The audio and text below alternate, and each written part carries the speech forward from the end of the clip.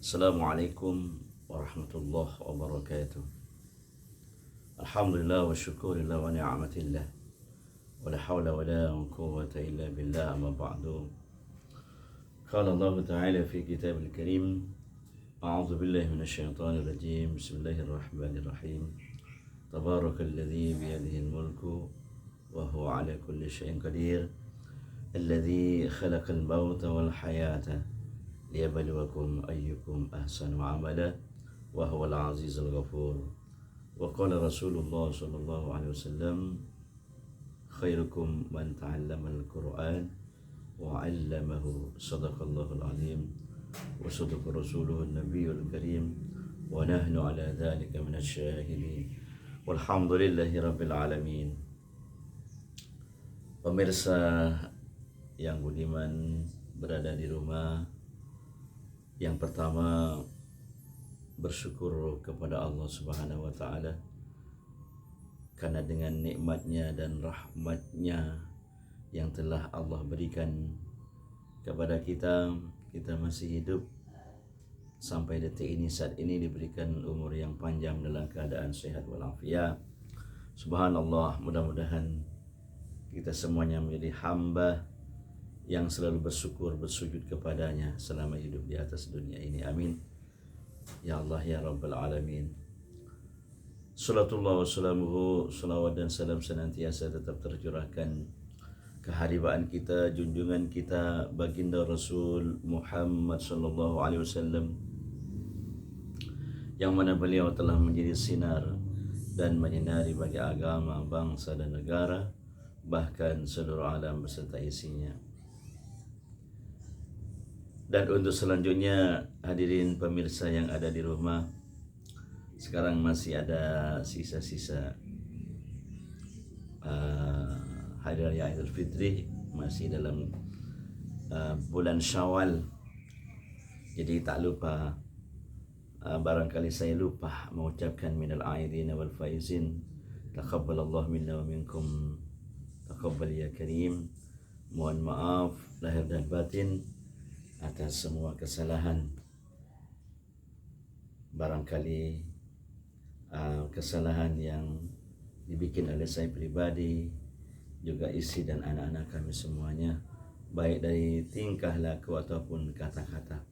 Mohon dengan segala hormat, dengan segala rendah hati, kami atas nama kepala keluarga mohon maaf 1000 maaf, mohon maaf 1.000.000 maaf, mungkin 1.000.000.000 maaf, 1 triliun maaf. Mudah-mudahan kita semuanya menjadi orang-orang yang saling memaafkan dan menjadi orang yang pemaaf. Amin ya Allah ya Rabbal Alamin. Baik Bapak Ibu yang ada di rumah masing-masing, bulan Ramadan kemarin telah berpisah sama kita. Namun yang ada terkesan dalam hati kita itu, sekalipun bulan Ramadan itu berpisah, berpamitan dengan umat Islam, tapi sifat Ramadannya jangan sampai berpisah para hadirin.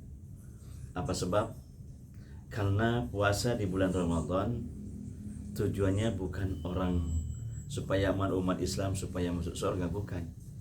Tapi tujuan umat Islam berpuasa di bulan Ramadan itu supaya umat Islam terjadi pada dirinya menjadi orang yang bertakwa. Nah, begitu. Sesuai dengan firman Allah Subhanahu wa taala, tepatnya ada di surah kedua Al-Baqarah ayat 183. A'udzubillahi minasyaitonir rajim. Bismillahirrahmanirrahim. Ya ayyuhalladzina amanu kutiba alaikumusiyam kama kutiba 'alal ladzina min qablikum la'allakum tattaqun. Wahai orang-orang yang beriman, diwajibkan atas kalian semuanya berpuasa sebagaimana diwajibkan terhadap orang-orang terdahulu, agar supaya kalian semuanya bertakwa. Itu. Jadi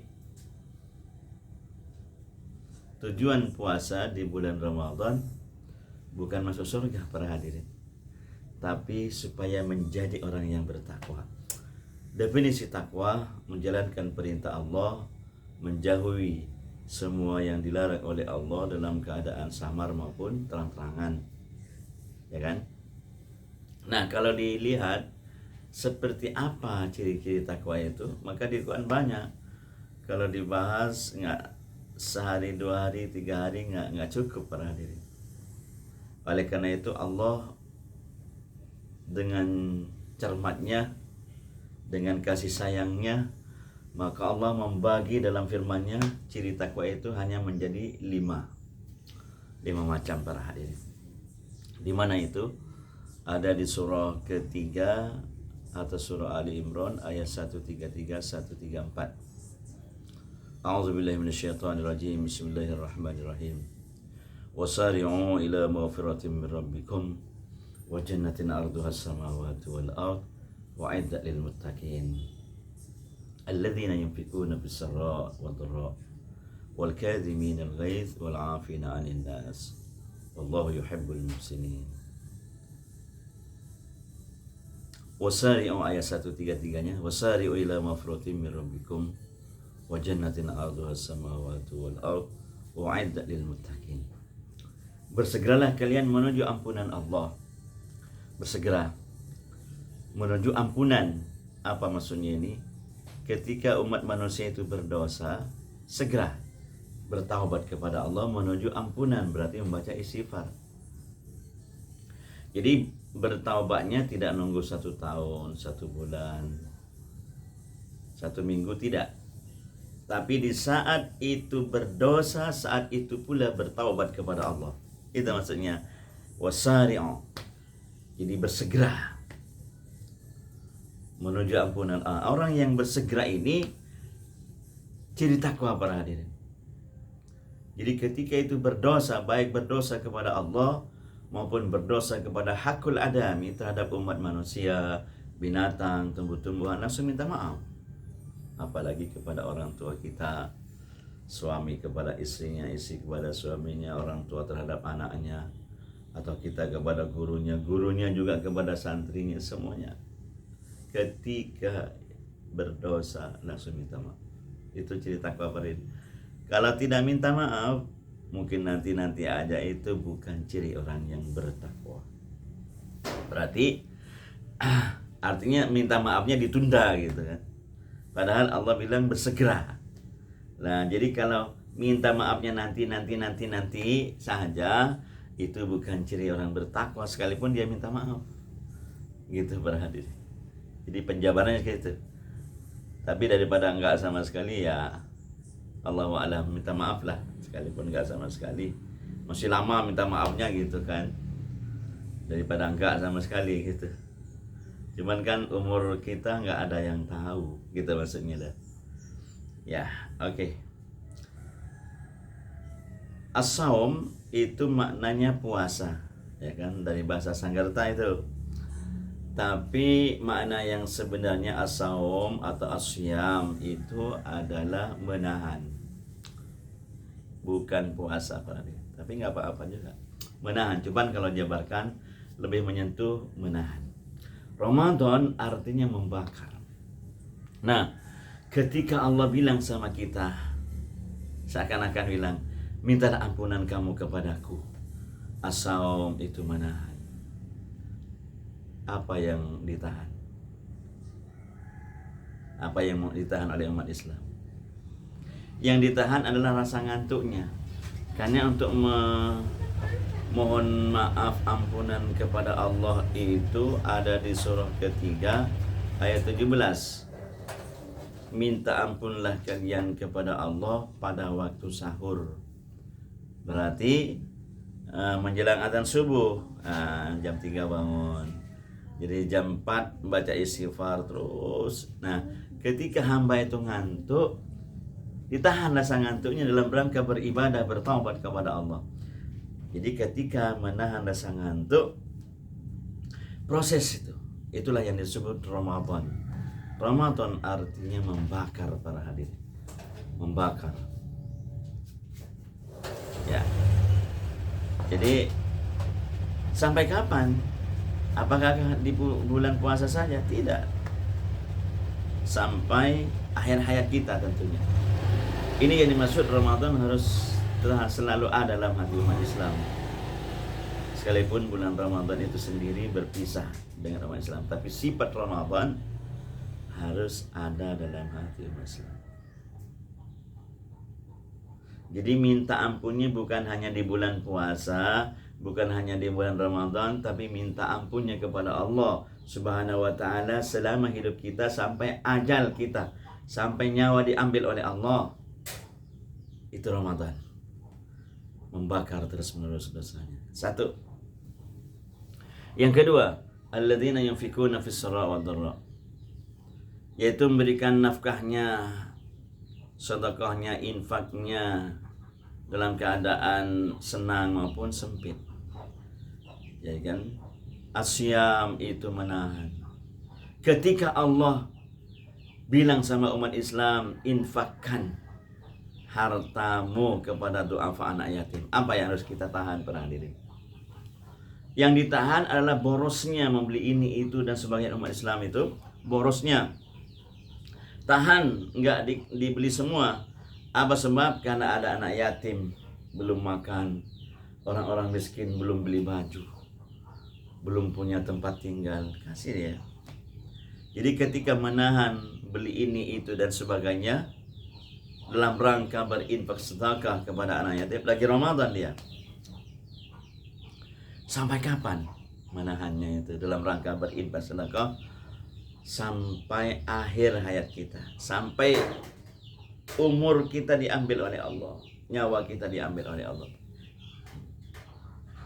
Nah, ketika umat Islam menahan dalam rangka berinfak sedekah, lagi Ramadan, lagi membakar dosa. Kalau tidak, bukan Ramadan namanya. Ini yang kedua ya. Yang ketiga, wal kadhiminal ghaiz. Jangan marah kau, kata Allah. Asyam, menahan. Ketika Allah bilang sama kita, wahai penduduk bumi, jangan marah kau. Apa yang harus kita tahan? Yang ditahan oleh umat Islam, rasa keras kepalanya, egonya. Suami tahan marah terhadap istrinya, egonya ditahan terhadap istrinya.